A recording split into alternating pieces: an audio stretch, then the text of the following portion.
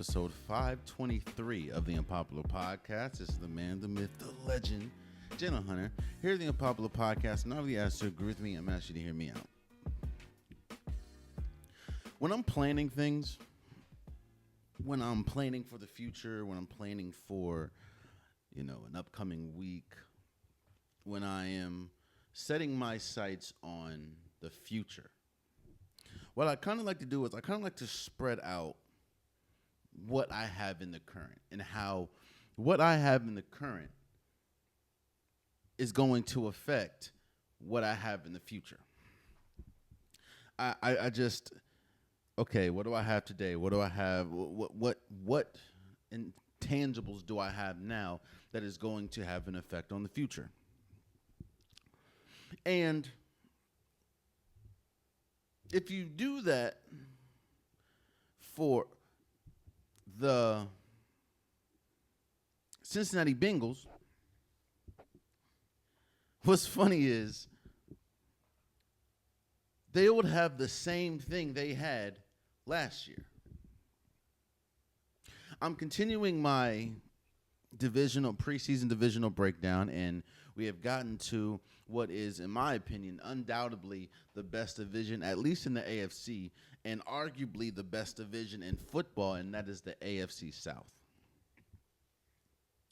And I wanted to start this off with the Cincinnati Bengals because it's almost frustrating talking about the Bengals. And it's almost frustrating talking about every team in this division.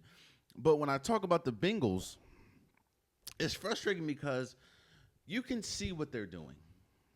You can see their mindset. Their mindset is clear as day. Their approach to the game is clear as day. Now, no, that's not an issue. If the goal isn't a championship. If your goal is not to win a championship, then the approach, the way, the things that are spread out for the Cincinnati Bengals is not an issue.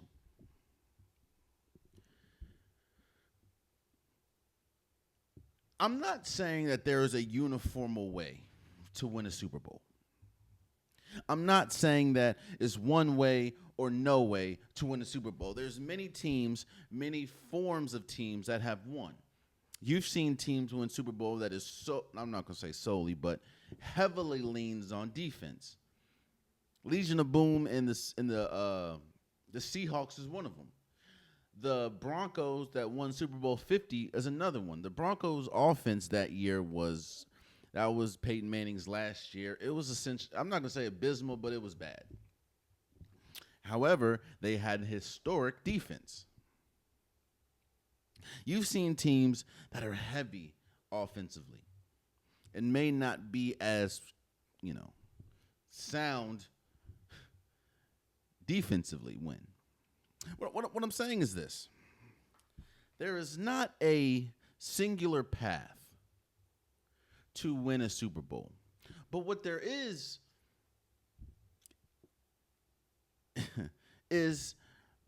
there are commonalities that need to be in a team to win.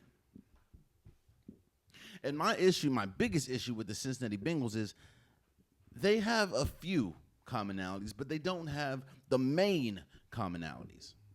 In fact, the things that plague the Cincinnati Bengals continuously plague the Cincinnati Bengals. Let's talk about it. Like I said, if you're planning for the week, if you're planning for the future, let's lay out what they have.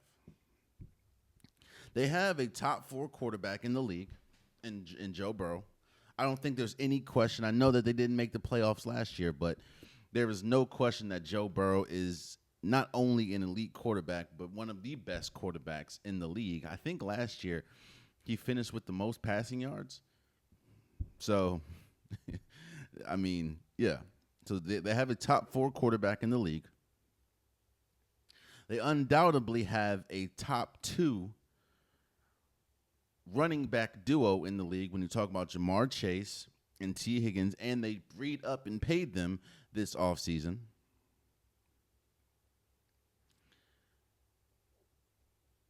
They have Chase Brown, who, depending on who you ask, some people would say he's a top-tier running back. Some people will say he's just a serviceable running back. I'm one of those people that say he's more of a serviceable running back, but you have that.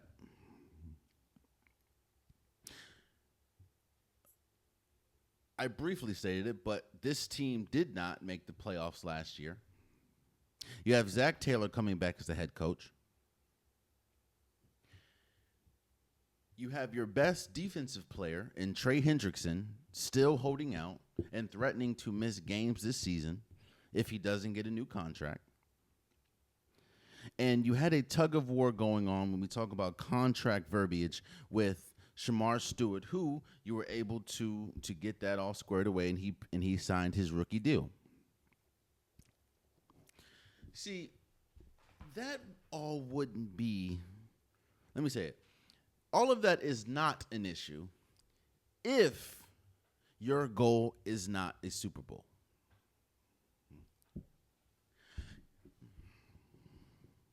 Where I'm getting at is the Cincinnati Bengals are trying to have like a basketball type mentality and a basketball type approach to the NFL season, meaning you have that top player, you have maybe one, you have a big three, and you can afford to go cheap or maybe not address the rest of the team because you have a big three: Joe Burrow, Jamar Chase, and T. Higgins. Now, again, I'm not saying that's essentially bad. But what I'm saying is what has been proven by the Cincinnati Bengals is that as good as Jamar Chase, as good as T. Higgins, as good as Joe Burrow is, that doesn't necessarily guarantee you winning or at least even making the playoffs because they didn't make it last year. This team also notoriously starts seasons pretty slow. And I think it would be asinine to look at how this Cincinnati Bengals team is constructed right now. All the moves that they made or lack of moves that they made in the offseason, it would be foolish to think right now that this team, one, is any better this year than they were last year, and two, is a Super Bowl caliber team. Because this essentially is the same team from a year ago. That same team that didn't make didn't make the playoffs. Now, I'm not saying they won't make the playoffs. But if you put this team up against a lot of the top tier teams, they would fall short, in my opinion, because the issues that they had last year were not addressed, i.e. the defense. In fact, the fact that Trey Hendrickson might not play, your defense is much worse than last year. And I will admit that the defense was the biggest reason why you didn't make the playoffs. I said that the Cincinnati Bengals are trying to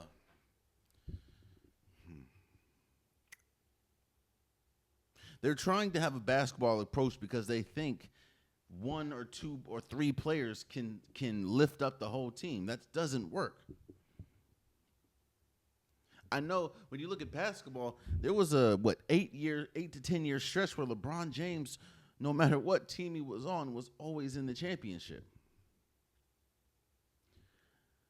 But what that stat doesn't tell you is, he won 4 of them. So that's 40%. Because while he might have been the best player, he didn't have the best team. It's frustrating to me because you can see it. You can see this team, this organization, wasting away the talents of a Joe Burrow, the talents of a Jamar Chase. And I'm not saying that they're not good. But what I'm saying is those two, and you can include T. Higgins, so those 3 are good enough to be Super Bowl contenders. The team is not. And I think what's even more frustrating is we know that the Cincinnati Bengals are notorious of being cheap. They've been cheap damn near the entire time they've been in the organization.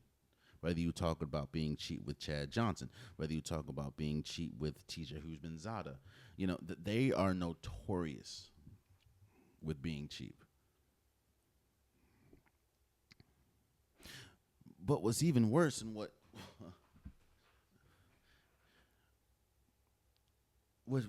also been shown, and don't get me wrong, I was a strong advocate in T. Higgins getting paid. I was a strong advocate in Jamar Chase getting paid. I feel like you should get paid what you feel you're owed, or at least close to what you feel you're owed. But what that situation has also shown me is, and I've known this, but it's hard to justify it when you have someone as good as Jamar Chase and T. Higgins and Joe Burrow, but the Cincinnati Bengals is an inept organization. They don't know. It seems like they don't know how to get it right. They don't know what is the best move to make. Because do I think it was smart paying T. Higgins and Jamar Chase? Yes.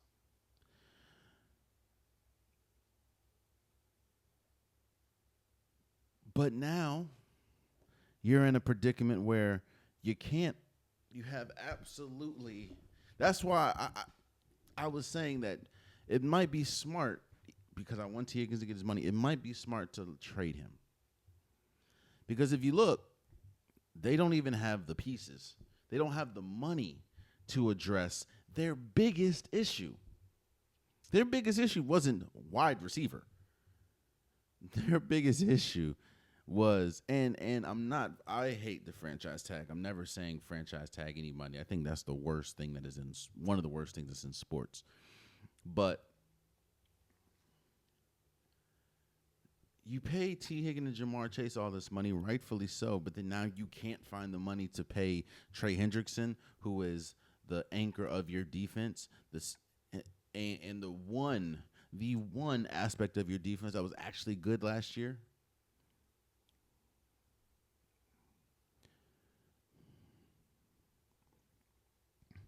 I want to talk about Zach Taylor for a second. Because when do the questions start to ask, is he the right person for the job? I know everything that I just laid out isn't necessarily on Zach Taylor, and I'm not blaming him. But what I'm saying is there has been multiple situations where Zach Taylor's coaching has been in question, whether we talk about late game decisions, whether we talk about clock management, a lot of things that get other coaches fired. A lot of things, I'm not going to say it's not hard to coach. I'm never going to disrespect the coaching job. But I feel like when you have great coordinators and you also have great players, that it kind of takes the pressure off the coaching. Meaning there's only a few things that you have to get right. Clock management is one of them. Decision making in big spots is another. And it seems like, I'm not going to say every time, but a lot of times, let's just look at last year. A lot of times, just last year, Zach Taylor fell short. I think the same way that I believe that Super Bowl appearance for the Cincinnati Bengals back in 2021,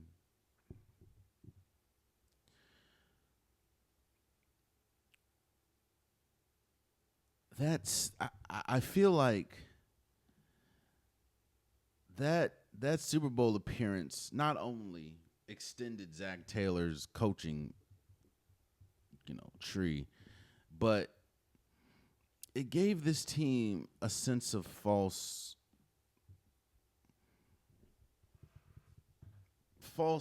false vision of themselves. I think they believe that we have Joe Burrow, Jamar Chase, T. Higgins. They played a huge part in us making the playoffs that year and essentially making the Super Bowl. We can just continue to ride them. Okay. But I'm looking at this team, and they don't have anybody. They have Orlando Brown, cool, but their offensive line ain't good.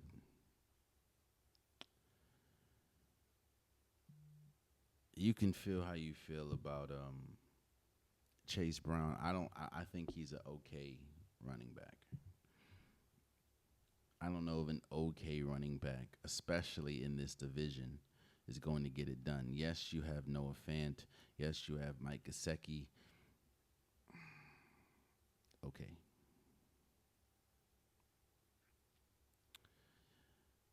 I'm looking at the totality of this team, and it is not that good of a team.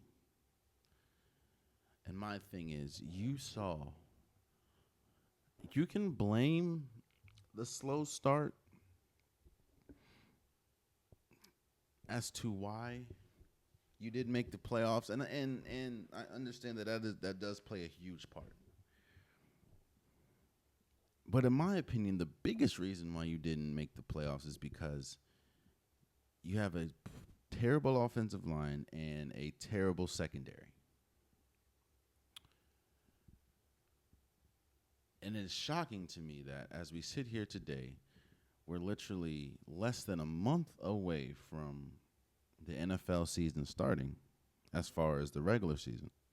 I know we're in the preseason and everything, but we're literally a month away, and they really haven't addressed either one. Yet they think that there's going to, again, I think that they're probably going to make the playoffs next year. I don't think they're going to start as slow. And if you remember, the reason why they didn't make the playoffs last year is because the Kansas City Chiefs rested their entire team, which gave the Denver Broncos a win. And if the Denver Broncos would have lost that game, the Bengals would have been in. So they were good enough to be just right there. They just, But what I'm saying is this. Essentially, the Cincinnati Bengals is the definition of insanity. They keep doing the same thing over and over and over again, expecting a different outcome. So I say all that to say, yeah, you have T. Higgins. Yeah, you have Jamar Chase. Yes, you have Joe Burrow. All top-tier players of their position. But you've had them. And what essentially has that gotten you? You've had them, and I'm not saying that they're bad. What I'm saying is you've had them and haven't really addressed anything else around them. In fact, everything else around them seemingly has gotten worse.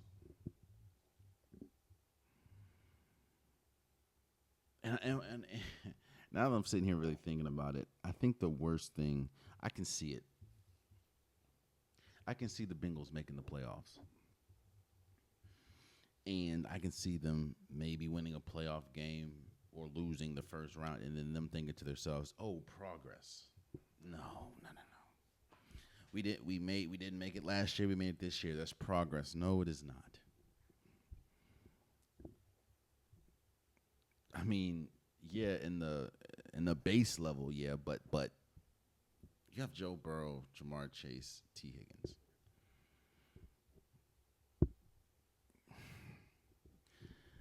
They're going to be fun to watch, those three at least, because they're just uber talented. But all I'm saying is don't expect much from this Cincinnati Bengals team in the sense of Super Bowl. If you have Super Bowl aspirations, you have not been watching this Cincinnati Bengals team. Or you're just completely overlooking the construction of this team. Speaking of construction of this team, when you have an older quarterback, there are some things that just need to be there for them. When you have an older quarterback, there are some limitations that they have just due to their age and wear and tear on their body. And there are some things that are imperative that you have just for them to be the best that they can be.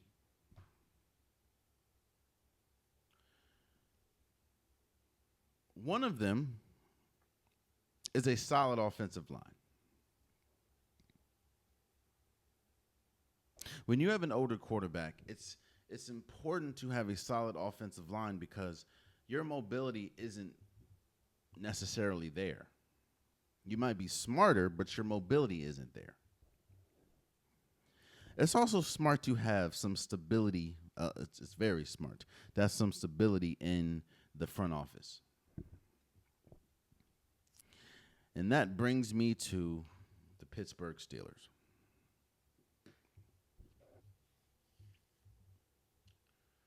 The older quarterback in question is Aaron Rodgers.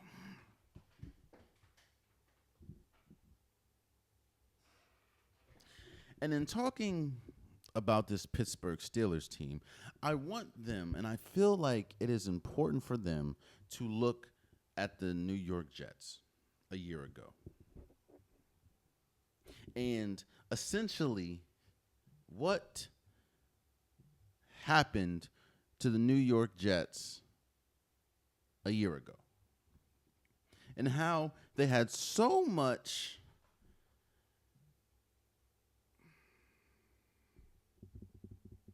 promise. They had so much expectations that essentially weren't reached. When you look at that Jets team, as much money as they put in the offensive line, it wasn't good. They had one of the worst offensive lines in football, which then made the job much harder for Aaron Rodgers because he didn't have the mobility. While he is smart, he didn't have the mobility, and he didn't have the time to essentially get the ball to his top targets, i.e. Devontae Adams, i.e. Garrett Wilson. On top of that, and because the offensive line was so bad, that neutralized the running game. So Breece Hall wasn't much of a factor last year. On top of that, because the offense wasn't that good, the defense was on the field much longer than it should have been, which caused a lot of lapses in defense. On top of the fact that you fired Robert Saleh mid-season,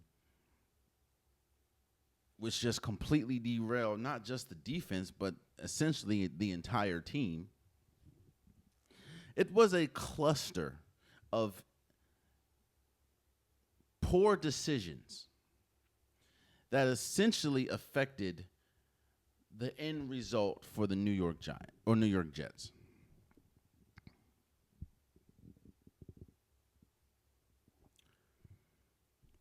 While no, I'm not overall comparing the Pittsburgh Steelers organization to the New York Jets organization. That would be disrespectful to the Steelers.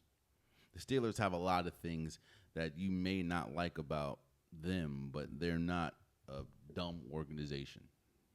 Or let me not disrespect the Jets. The Steelers make smarter decisions, it feels like. However, the Steelers find themselves almost in the same position as the New York Jets. You have an older quarterback. Ironically, it is Aaron Rodgers. And it's not just with an older quarterback. Let me first say that. I think the most important position group on a football team is the line, the offensive line. if you do not have an offensive line, as we've seen several times, in fact, we saw that on display almost weekly with the Houston Texans last year. Their offensive line was so bad, and you saw just how bad C.J. Stroud looked. You saw just how bad that offense looked, even with the weapons that they had. I know that they dealt with injuries, but their offensive line was terrible. So I believe that, yes, you can have your quarterback is the most important position, but the most important position group is the offensive line. Especially when you have an older quarterback that is not the most mobile. And that's my issue with the Pittsburgh Steelers. You bring in Aaron Rodgers, which I'm not mad at that decision. If you feel like Aaron Rodgers is the person to get it done, and Russell Wilson's not, and Justin Fields is not, who obviously they both let walk, that's fine. But I feel like we should be honest. I understand that the biggest thing that fans look at is the wins column and loss column. It doesn't matter what you have. It's just, what did you produce in the wins and what did you produce in the loss? And they look at, Justin Fields, and they look at Russell Wilson, and they said, oh, they were just terrible. They had flashes, but those flashes didn't amount to nothing. Okay.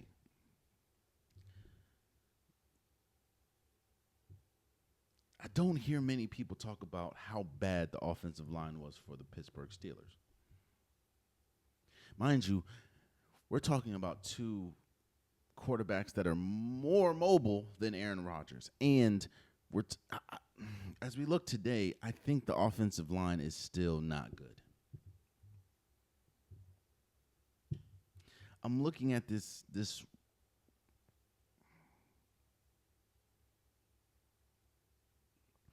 the offensive line is not great. And I fear that it's not good enough to give Aaron Rodgers the time.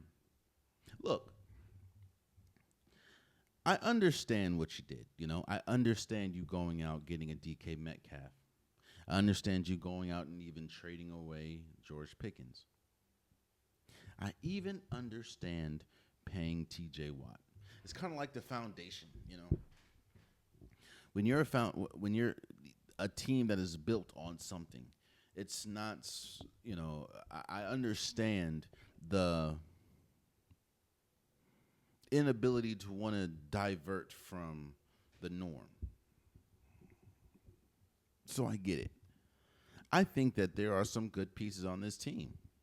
I know you lost Najee Harris, but you got Jaylen Warren, you got Pat Freiermuth, and obviously the defense is still loaded.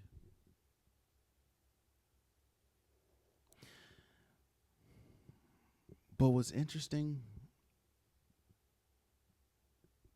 is that this team, this Pittsburgh Steelers team, is showing, or it looks eerily similar to that New York Jets team a year ago. Now, I'm not saying that they're going to finish the same way. When you have someone as great as Aaron Rodgers, I don't expect you to finish poorly. Not to mention, we all know that Mike Tomlin non-losing season streak has to continue.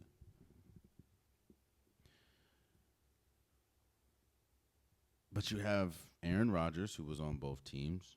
You have both teams that looks like their offensive line isn't going to be that good. Both teams that are defensive-led.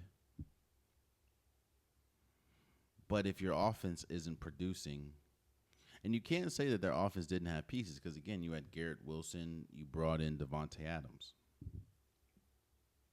and Breece Hall.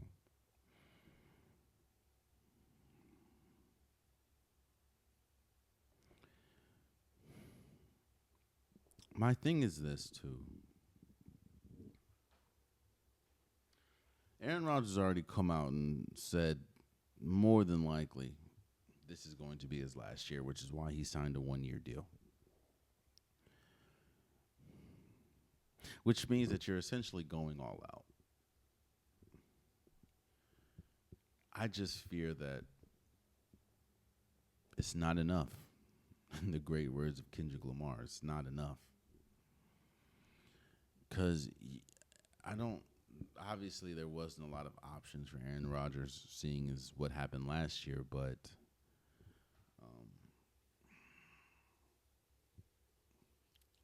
you might have chose the worst division to have that last run. And I was very vocal when it happened. And again, I'm all for players getting their money, so I think TJ Watt should have got the money. But I also think it would have been in the best interest of the Pittsburgh Steelers to trade TJ Watt because you can get a haul for him. He's still one of the best defensive players in the league.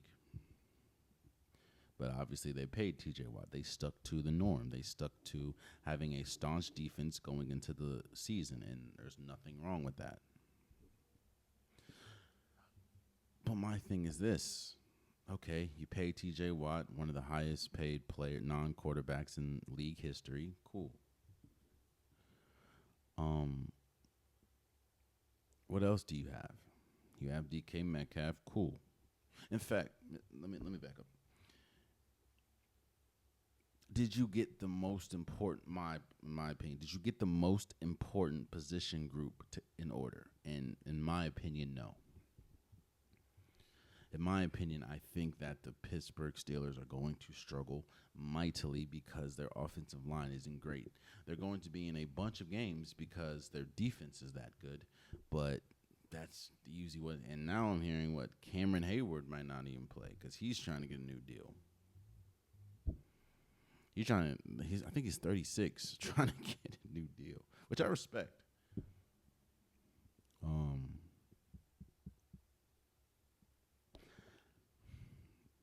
At the end of the day, because of everything that I just laid out as far as the construction of the team and the fact that you're in essentially the hardest division in football, I think that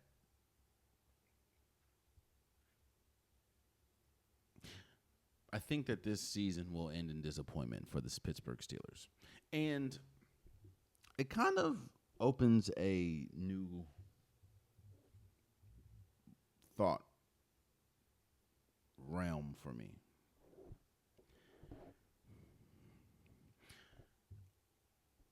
Aaron Rodgers is a bona fide first ballot Hall of Famer. Aaron Rodgers is one of the greatest quarterback, just pure talent-wise, we've ever seen. For the longest, he was number one as far as just pure talent until that number 15 in Kansas City came on the scene. So Aaron Rodgers is one of the greatest talents we've ever seen at the quarterback position. When you're a Hall of Fame player, you don't want it to end ugly. And usually it doesn't end ugly. Yeah, you might have a bad season, but it doesn't end ugly.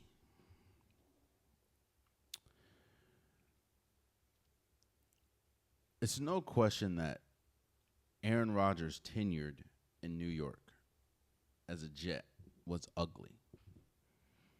From the everything on the field, the injury, the Aaron Rodgers documentary, it was just ugly.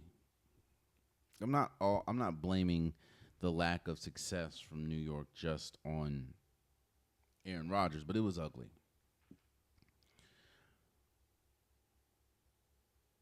My thought process is,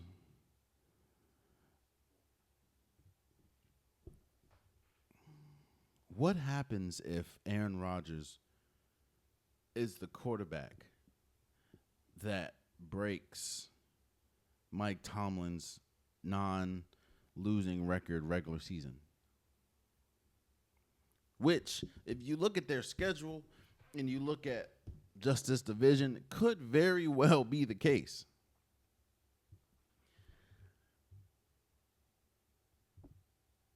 That's just something to think about, man. That would be yet another stain on an otherwise Hall of Fame legacy. So it's just something to think about. And I hope it doesn't happen, but that would be like, I'm not saying just completely wipe out the legacy, but it would be a blemish, another blemish, because I think everything that happened with the Jets is a blemish. It would be another blemish on the legacy that is Aaron Rodgers being the first quarterback, mind you. And that's something that we talk about a lot on this podcast, just how poor the quarterback room has been for the Pittsburgh Steelers since Big Ben left. So the fact that you, by name, are the best quarterback that arguably they've ever had, might I add. Just by name, Aaron Rodgers is probably the best quarterback the Pittsburgh Steelers have ever had. You also being the one quarterback that ends Mike Tomlin's non-losing season streak would be insane. I just feel you're banking a lot on a player that hasn't had a great season for the last, 3-4 seasons? On top of that, he is, I think, the oldest quarterback in the league and has one of the worst offensive lines in the league. Not the worst, but not good either. But we'll see. Speaking of quarterbacks,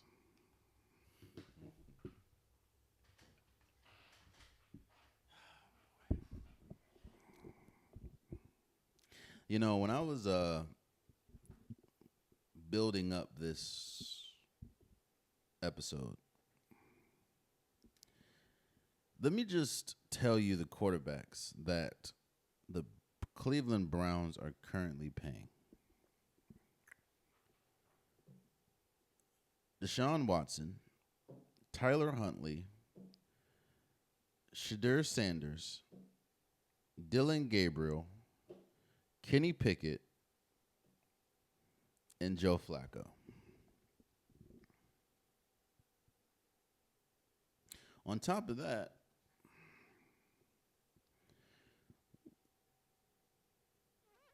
while the charges were dropped,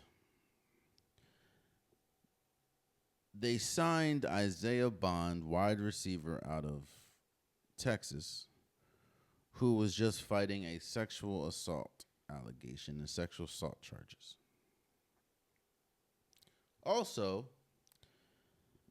their top draft pick in Kenyon Jenkins out of Ohio State, just won the national championship, could still be suspended by the NFL because he was caught up in a domestic violence situation. All allegations, and the charges were dropped from what it looks like, but the league is still investigating.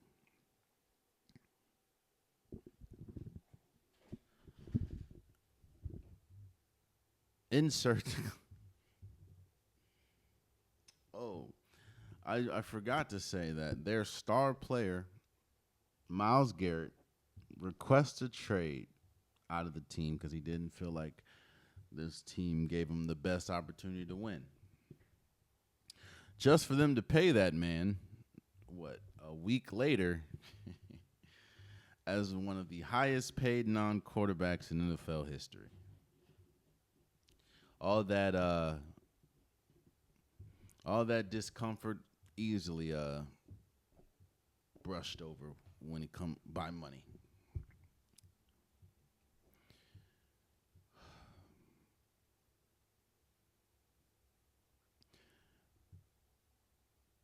This is the definition of dysfunction. What's interesting, and I said this maybe 2 years ago, almost every year for the last maybe 4 to 5 years, the Cleveland Browns almost yearly have one of the best rosters in football. Almost yearly. When you look this year, they still have Greg Newsome II. They still have Denzel Ward. They still have Myles Garrett. Oh, boy. They have Devin Bush. I know he was on the team.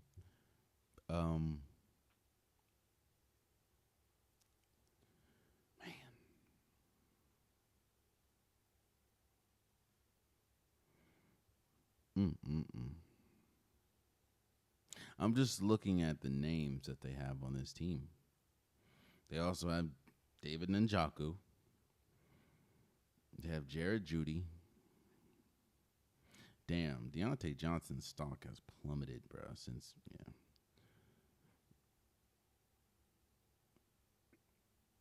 They have one of the better rosters in football. But they're also a prime example of the saying, dysfunction always supersedes talent. Yes, I said it right. Dysfunction always supersedes talent. It doesn't matter how talented your team is. If you're still bathing in the bath of dysfunction, there's always a very low ceiling for your team. And again, I felt like I had to say that because this is also the Cleveland Browns that signed Deshaun Watson with all of his off-the-field allegations. So they're not scared to sign a player that has issues.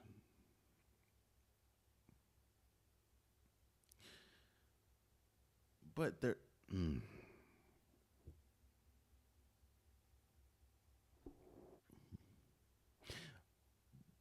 but they're scared to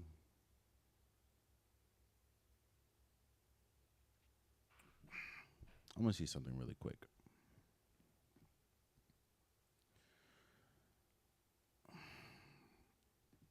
Look. The Cleveland Browns have a daunting start to the season. Their first 6 games, their quarterbacks that they're going against is Joe Burrow, Lamar Jackson, Jordan Love, Jared Goff, J.J. McCarthy, and Aaron Rodgers. And then if you want to continue, week 7, they go up against Tua Tagovailoa. Week 8, they go up against Drake May. Then they have the bye week. So I understand the thinking of we don't want to throw a rookie out there because that's going to be a tough start to the season. Even though the Cincinnati Bengals defense is terrible, but then the Ravens defense, the Green Bay Packers defense, the Detroit Lions defense, the Vikings defense, the Pittsburgh Steelers, that's tough. That's a tough gauntlet for a rookie quarterback, right?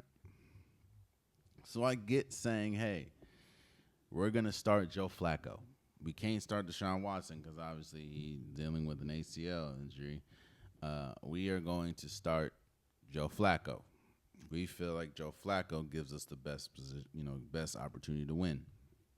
I get that.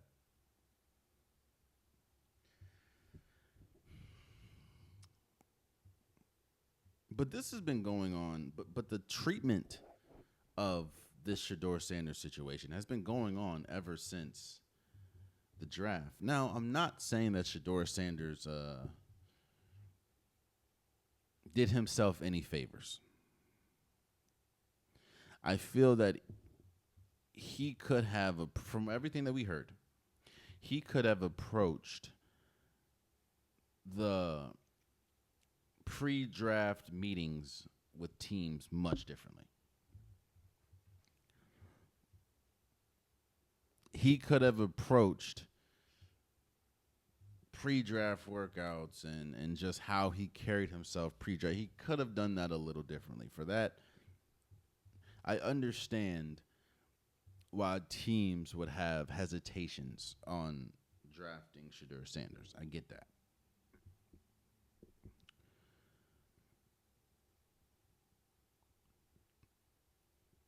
But it was very clear that the NFL, not just the Browns, not just the league, the NFL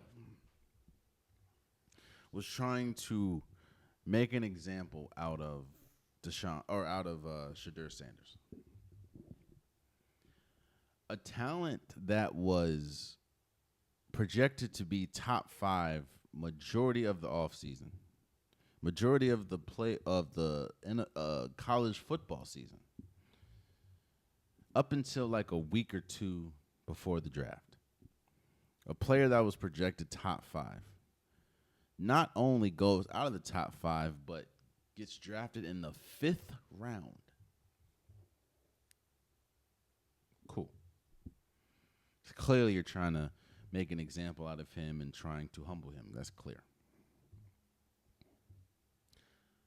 But then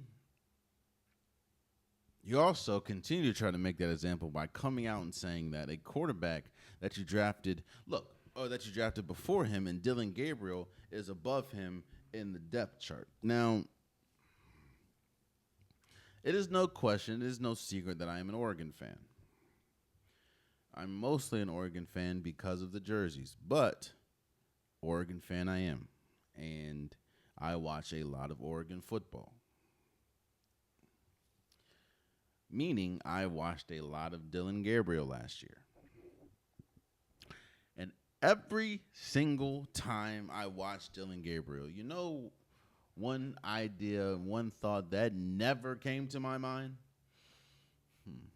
Dylan Gabriel would be a really good NFL player. There are some players that are just exceptional in college and not really built for the NFL. Tim Tebow being one of them. Everybody and their mama can see that Tim Tebow couldn't throw the ball. Yeah, I know he had that playoff win, but everybody and their mama knew Tim Tebow wasn't that good, which is why he didn't last that long in the league. Dylan Gabriel is one of, I hope that he has success, but Dylan Gabriel is one of those people is like, you're a pretty good college player. I don't know where we're at NFL wise. On top of that, everything that you saw in Shedeur Sanders, while no, he's not the perfect candidate, he was much better than Dylan Gabriel. And reports are saying he's been much better than Dylan Gabriel in camp. Yet you still have him 4th in the depth chart.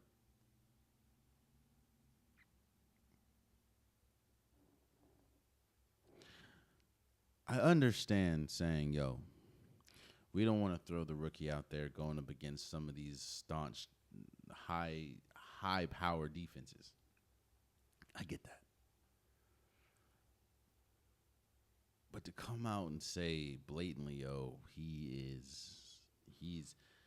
you've already made an example of drafting him in the 5th round, especially when you see teams that were ahead of you, obviously more around, like ahead in the rounds, but you look at a team like the Pittsburgh Steelers in your own division that needed a quarterback, especially a quarterback of the future.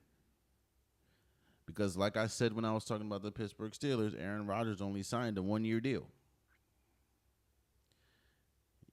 Pittsburgh passed on Shedeur Sanders. The New York Giants, that needed a quarterback, drafted Jackson Dart, who, in his defense, did have a really good first preseason game.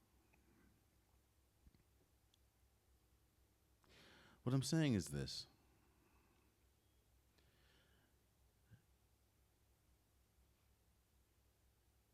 dysfunction runs the Cleveland Browns. I said all that and forgot to mention that Shedeur Sanders had an incredible first preseason game. Because every other quarterback apparently was injured. So he had to play. And he had an incredible game. 2 touchdowns, they won. He had a good game. The very next day, they come out and say, yeah, no, he's still pretty low in the depth chart. Like, what? It seems like every chance they get, they go out of their way to put him in his place.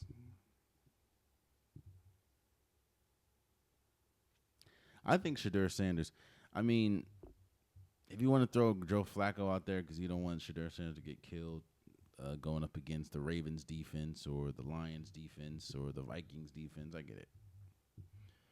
But you have 6 quarterbacks on your roster right now. You know how they say if you have 2 or 3 quarterbacks, you don't have a quarterback at all? Bro, the Cleveland Browns have 6 quarterbacks on their roster currently. And that should prove to you right there that this team has some issues.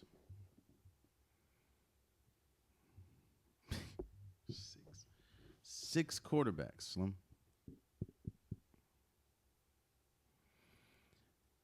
And just by default. You know what's funny, bro? They have one of the best defenses in football. They have the best. I don't think it's really a question right now. They have the best defensive player in football in Myles Garrett. And they have one of the best defenses in football, but it's like when they're on the field, it's such a drop off offensively. Not because they don't have good players, but because they can't get that was one of the biggest issues with Deshaun Watson.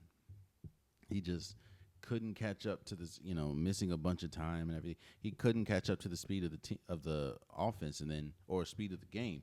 And then you throw Jameis Winston in there, and he's just throwing picks. As good as Jameis Winston is, he is the perfect balance. Like when you go in science class and you have the balance, he is the perfect balance. He's going to give you a bunch of touchdowns. He's also going to give you a bunch of interceptions. I remember vividly, what was the game? I don't remember who it was. The Broncos. The Cleveland Browns played the Broncos last year, and I think Jameis Winston threw 2 pick sixes, but I think he ultimately threw like 4 or 5 interceptions. But 2 of them was pick sixes. That's Jameis for you. What I'm saying is this.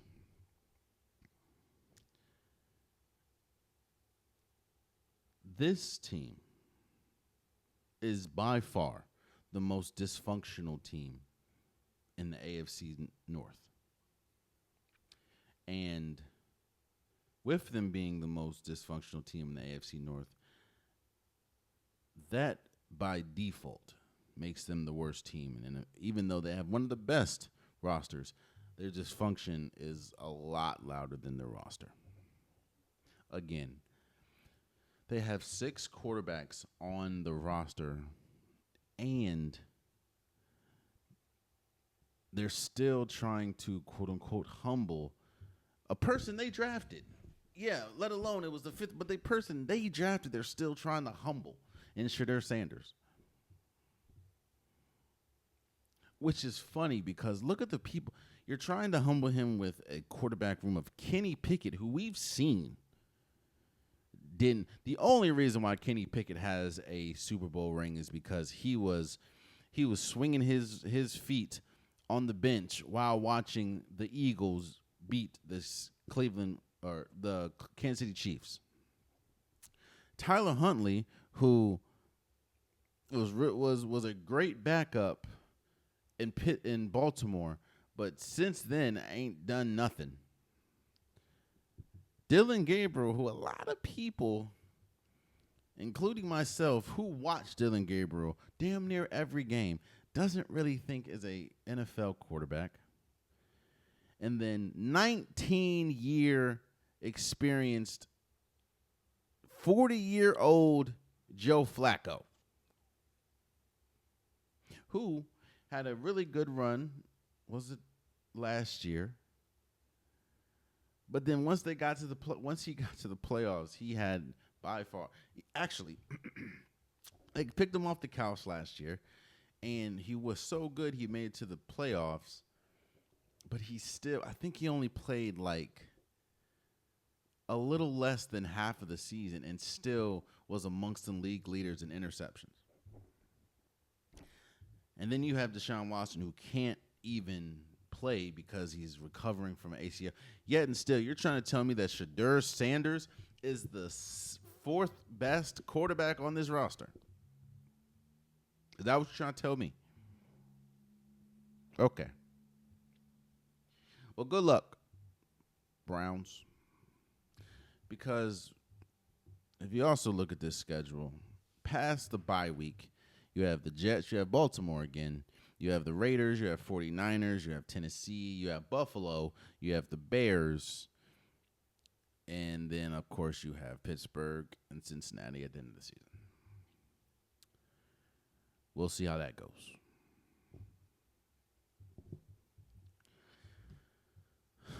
And the last team, last but certainly not least, in my opinion, I'm not going to say by far, but the best team in the AFC North is the Baltimore Ravens. Now, I don't know if you guys have sensed it, but my energy has drastically gone down. My energy has drastically gone down when speaking about the Baltimore Ravens because it's very simple. I almost hate talking about the Baltimore. I know it doesn't seem like it.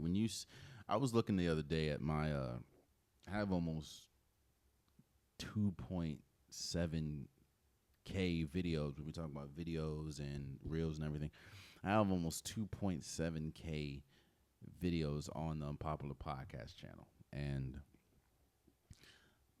the team that I talk about the most when you look at the analytics is the Baltimore Ravens. But there's a reason why my tone has just gone down.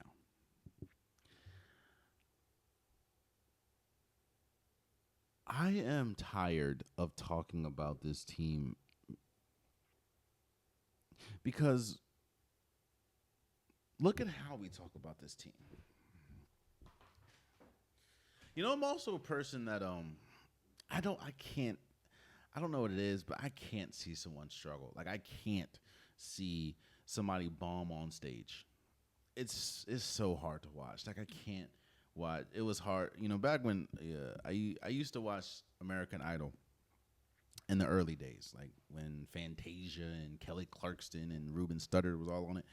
And it was so hard for me, even at that time, because I was obviously a kid, but it was so hard for me to watch those people go up there that couldn't sing or just mess up. And it was just, I was like, I can't watch this. Like, I can't see someone crumble. Or back when Showtime at the Apollo was there and you would see just people bomb, and it's just like, I can't watch this. I bring that up because it's almost frustrating. It's frustrating watching the Baltimore Ravens. Because I know, and I think everyone knows how good they can be. I think everyone knows the ceiling that the Baltimore Ravens have. When you have Lamar Jackson, who is a top 4 quarterback in the league, I think he's the second best quarterback in the league. When you have Derrick Henry, who I think is a top 3 running back in the league, I think, especially last year, the second best running back in the league.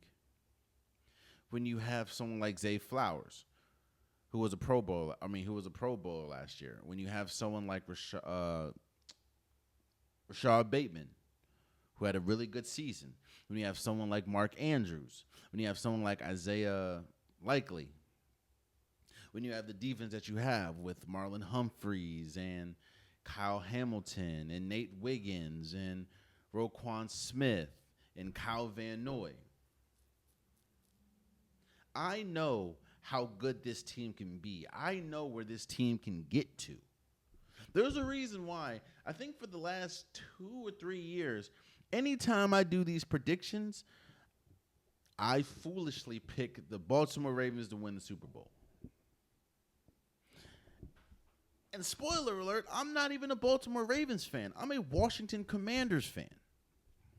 But for the last 2 to 3 years, Baltimore has had one of, if not the best rosters in football.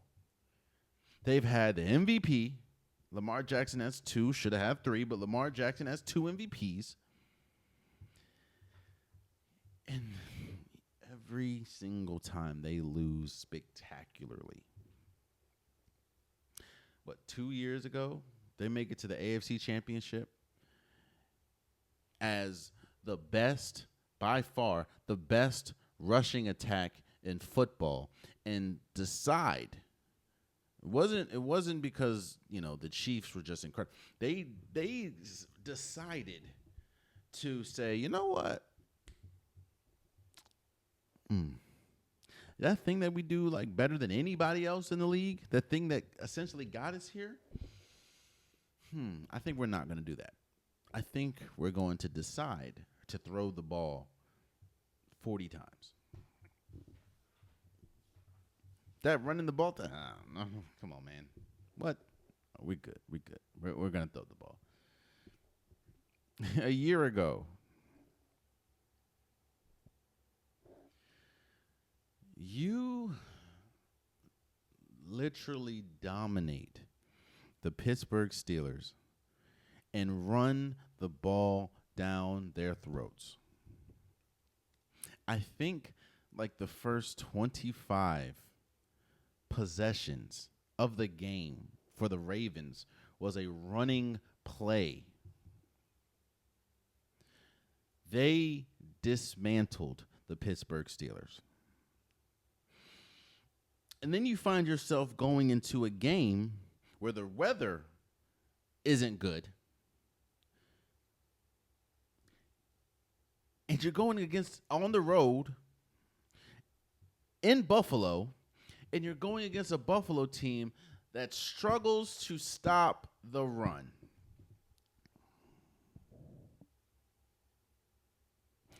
And what do?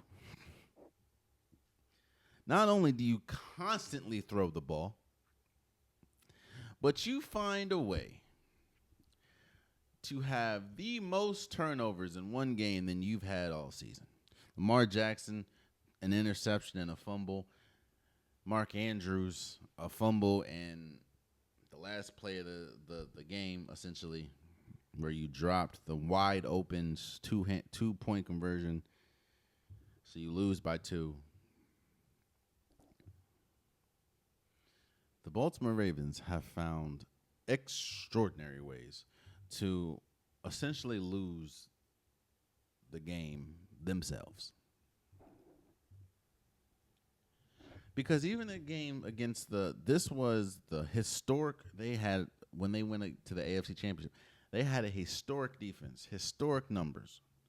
Also had Jadeveon Clowney. They had numbers. And the Kansas City Chiefs just weren't doing anything that was out of the Ravens just stopped running the ball. And then you look now. On paper, they have one of, if not the best teams in football. You get Zaire Alexander. Mark Andrews is back. Rashad Bateman is back. You have DeAndre Hopkins. Isaiah Likely still there. Ronnie Staley you were able to get back. Malachi Starks. I'm sorry, Malachi Starks is a rookie from Georgia, but he was the best safety in the draft. You still have Kyle Hamilton. You still have Marlon Humphreys. Keaton Mitchell's coming back or came back. You still have Justice Hill. You still have Derrick Henry.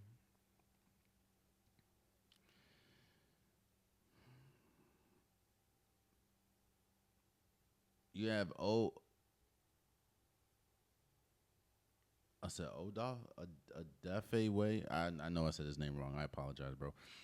But you have David Ojobo.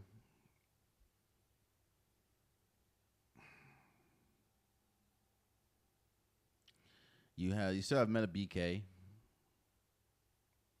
This is one of the best, if not the best, roster in football.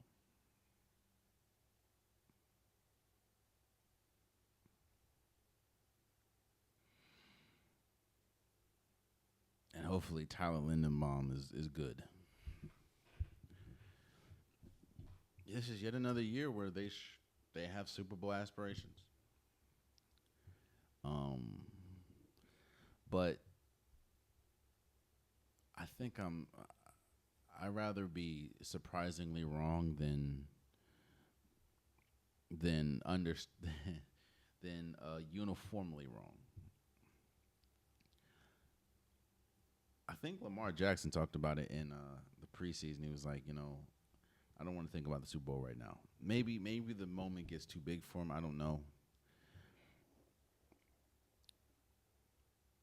But the Ravens do have a tough schedule, but they have one of the best teams. They have arguably one of the best, if not the best, quarterback in the league. I have to see it to believe it. I can't keep going and say, the Ravens are going to win the Super Bowl. And you know what's funny? When I do my whole predictions, I still might say that, but it's just the belief they've zapped any belief I had. Because it's like they do this on a regular basis.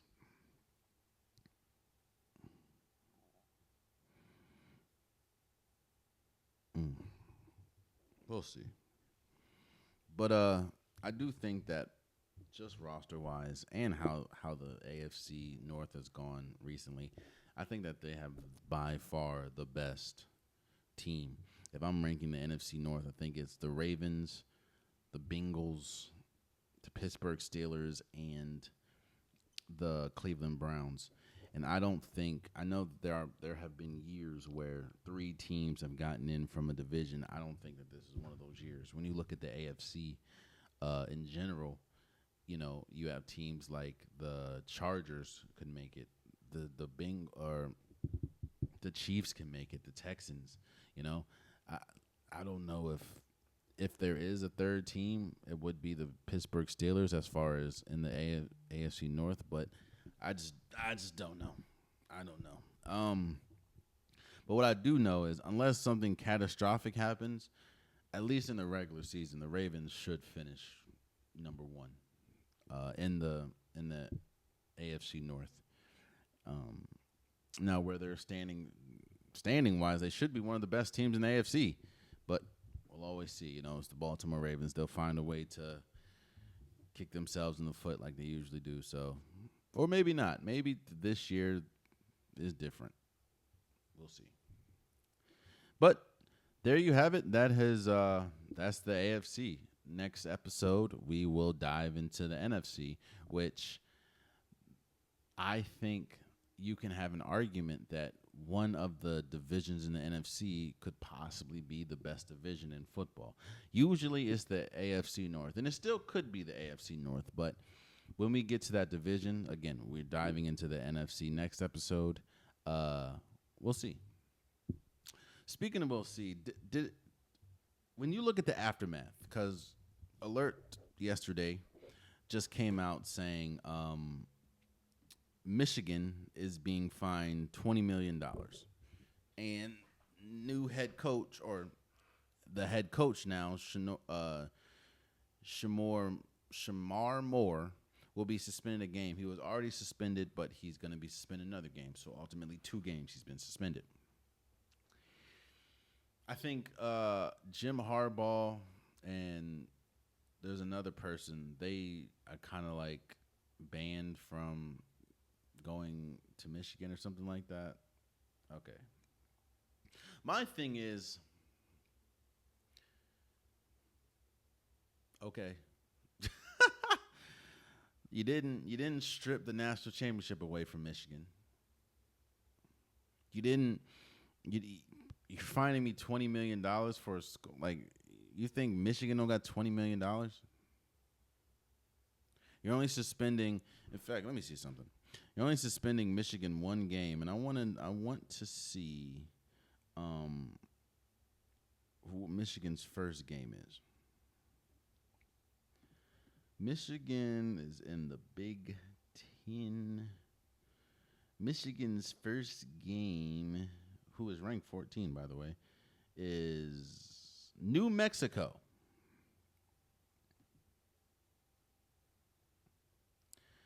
Okay. So, yes, the fine, it is $20 million is jive crazy when we talk about fines, but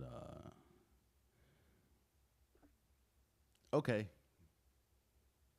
My thing is, you think that's going to deter somebody, and you think now maybe a lesser school that don't got 20 million, cool, but you think that punishment is going to deter anyone from never doing that again?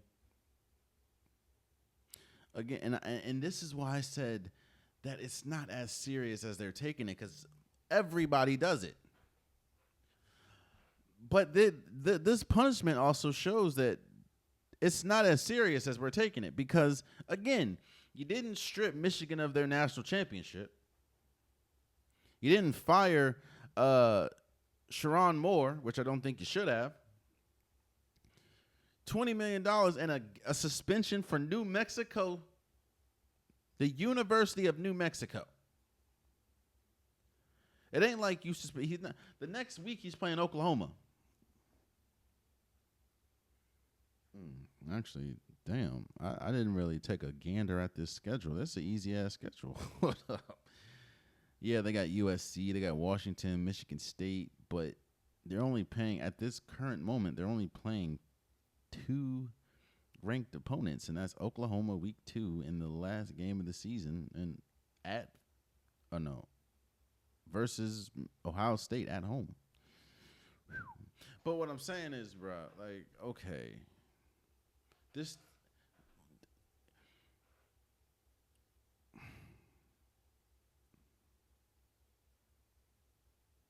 Oh, here you go.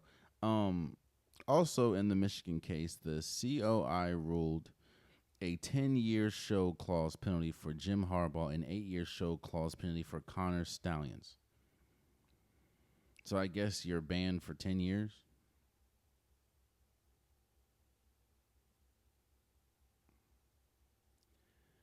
You didn't strip the national championship away from them, and you're suspending the head coach against New Mexico. I said before, and I completely forgot that they were still doing this until the alert came up. I said this before, bro, this don't matter as much as you think it matters. And clearly they don't think so either, because, again, if it was as serious as it was, they would have stripped Michigan of their national championship. They didn't. And that punishment, you think Ohio State don't got $20 million?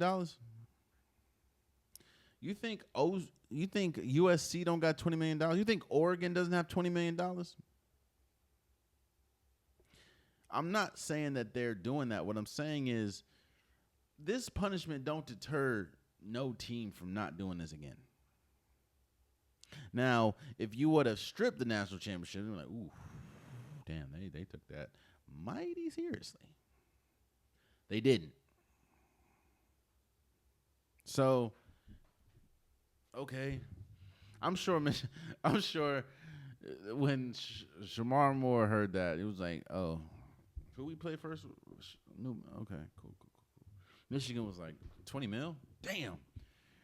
That's hefty, but do we get to keep our national championship? We do? Yo. Now that I'm sitting here thinking about it, Michigan penalized the Fab Five much harsher than they did this. They took essentially the Fab Five out of the history books of Michigan for lying, which is essentially what Jim Harbaugh of Michigan did. Hey, man. Okay, I got you. We'll see. Good luck to Michigan this season. They're ranked 14th. If you can't beat New Mexico at home without your head coach, then it's going to be a long season for you. So, but this is just me reporting that the punishment has been handed down. I'm sorry. The punishment has been handed down, so we'll see. Speaking of that, you know what? Now that I'm here, before I go into my last topic, let me just take a stroll over to number 7, Oregon, and look at their schedule. Damn. They play at Penn State. They play at Penn State. Is that the whiteout game? Oh, God. Then they got to go. Oh, then they play Indiana at home. Then they play Iowa, or they got USC in Washington. I know they got a. Well, we'll see. And lastly, before we go, you know how I said actions will always. Someone's actions will always show you how they feel about you. In the NBA, the actions that show that is the schedule release. Now, the schedule release for the NBA isn't as grand as it is for the NFL. And that is because there's more games, there's not as many meaningful games. There are meaningful games, but not as many. It's just not as much of a spectacle when the NBA releases their schedule than the NFL. They still do things, but not as grand as NFL. But one thing that is uniformly understood is the NBA will tell you how they feel about you when we talk about the schedule release. Let me continue by saying that this is a very important year for the NBA. This is the first year where the NBA is back not only with NBC, but you know that whole streaming model that we were talking about last year that they were going to implement? Well, it starts this year. If you look at it on Sunday, you can get a game every day, right?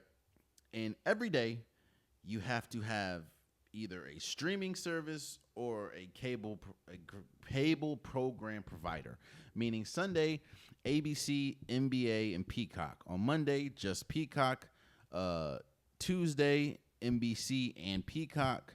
Wednesday, just ESPN. Thursday, just Prime Video.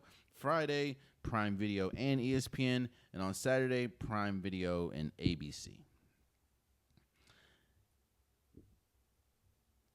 I said this before, and we're going to see this year if I'm correct or if I am wrong. I said that the league is trying to bank on their fans being close to NFL fans in a sense of we have seen, whether that's Amazon Video, whether that's Peacock, whether that's Netflix, we have seen that the NFL fans will go out of their way to watch an NFL game.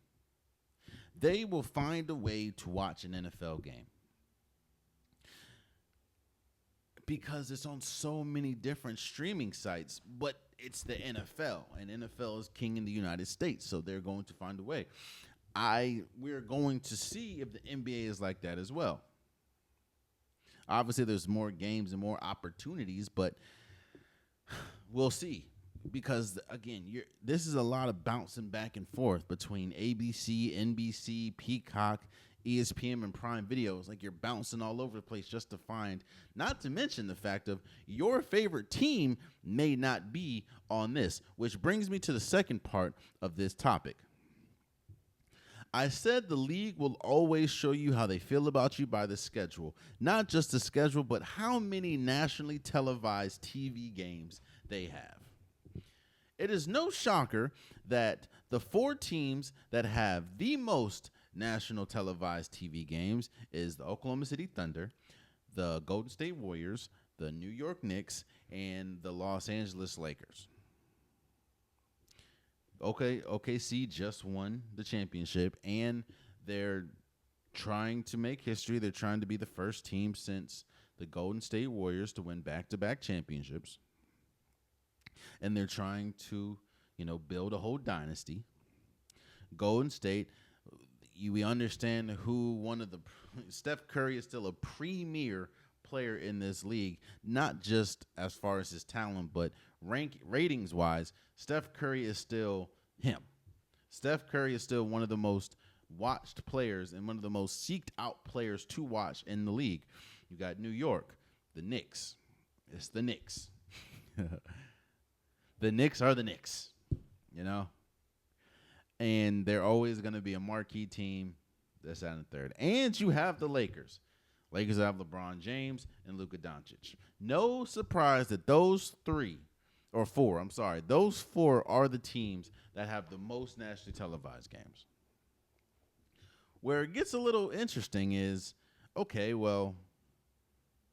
Houston has 28. Boston, this is how you know that they don't trust. Boston is always going to have a lot because it's a marquee team in the league, but they don't trust Jaylen Brown as they maybe shouldn't to lead this team because they only got 25. The New York Knicks have more than that. The Minnesota Timberwolves have more nationally televised games than the Boston Celtics. And then you get to the 20, Cleveland has 24, Dallas has 23, the Clippers have 21. But where I want to focus on is Milwaukee with 18.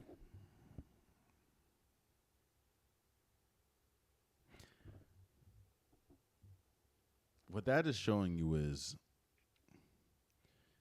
there's a level to stardom. And sometimes that level to stardom doesn't necessarily mean that your stardom is bigger than your environment.